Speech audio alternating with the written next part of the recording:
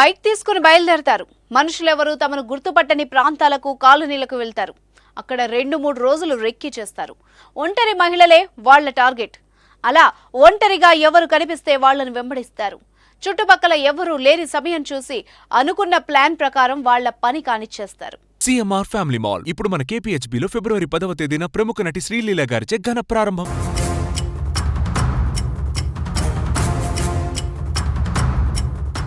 వాళ్లే chain snatchers. రాష్ట్ర వ్యాప్తంగా ఎక్కడో చోట చైన్ స్నాచింగ్ కేసులు నమోదవుతూనే ఉన్నాయి.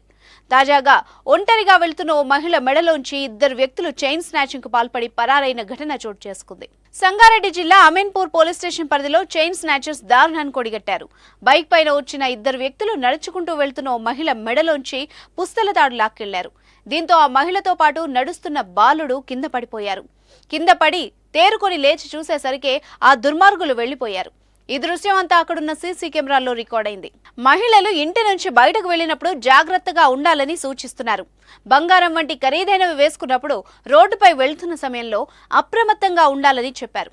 చైన్ స్నాచింగ్ కేసులు రోజురోజుకు ఎక్కువ అవుతున్న నేపథ్యంలో పోలీసులు తగిన జాగ్రత్తలు తీసుకోమంటున్నారు. అయినా రోజు ఏదో ఒక చోట ఇలాంటి ఘటనలు జరుగుతూనే ఉన్నాయి.